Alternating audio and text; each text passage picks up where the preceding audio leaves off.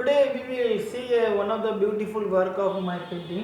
So this painting I took it for 37 hours.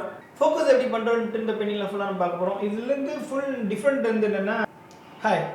இன்னைக்கு இந்த வீடியோல நம்ம எதை பத்தி பார்க்க போறோம்னா ஒரு லேண்ட்ஸ்கேப் வந்து நம்ம எப்படி ஹைலைட் எடுக்கிறது தான் இந்த வீடியோல பார்க்க போறோம். சோ இந்த வீடியோல இருந்து நான் ஃபுல் டீடைலா காட்டியிருக்கேன். இதுல இருந்து ஒரு ஸ்ட்ரோக் வந்து நான் வந்து எப்படி ரியலா எடுக்கணும்னு சொல்லிட்டு நான் இந்த பெயிண்டிங்ல ஃபுல்லா எடுத்துறேன். இந்த பெயிண்டிங் நான் பண்ணச்சலே நான் வந்து ரொம்ப நாள் ஆசைப்பட்டேன் இந்த பெயிண்டிங் நம்ம எப்படி எடுக்கணும்னு சொல்லிட்டு ரொம்ப நாள் ஆசைப்பட்டேன். ஃபைனலாக வந்து இன்னைக்கு வந்து இந்த பெயிண்டிங் ஃபுல்லாக கம்ப்ளீட் பண்ணிட்டோம். ஒரு ஆப்ஜெக்ட்லும் நான் வந்து சன்க ரேஸ் வந்து பட்டா அந்த ஆப்ஜெக்ட் கலர் எப்படி சேஞ்ச் ஆகும் அது ஃபுல்லாமே நான் இந்த வீடியோவில் காட்டியிருக்கேன். வேறு இன்னொன்று என்னென்னா இது வந்து நான் லாங் வீடியோனால நான் வந்து இது வந்து டைம்லெஸ் வந்து நான் ஃபுல் காட்ட போகிறேன். இந்த வீடியோ என்ன நான் வந்து ஷார்ட்டாக நான் உங்களுக்கு வந்து ரீல்ஸ் மாதிரி நான் உங்களுக்கு ஷேர் பண்ணுறேன். ஏன்னா இந்த ஃபுல் வீடியோ நான் அப்படியே போட முடியாது. வேறு இதேமாதிரி பெயிண்டிங் உங்களுக்கு கற்றுக்கணுன்றதுன்னா கண்டிப்பாக இந்த வீடியோ வந்து ஸ்கிப் பண்ணாமல் பாருங்கள். கண்டிப்பாக நீங்கள் கற்றுக்கலாம். யாராவது உங்கள் ஃப்ரெண்ட்ஸ்க்கு யாருக்கா இந்த பெயிண்டிங் கற்றுக்கணுன்றதுன்னா கண்டிப்பாக அவங்க ஷேர் பண்ணுங்கள். ரொம்ப யூஸ்ஃபுல்லாக இருக்கும். ஓகே கைஸ், வாங்க நம்ம வீடியோவில் போகலாம்.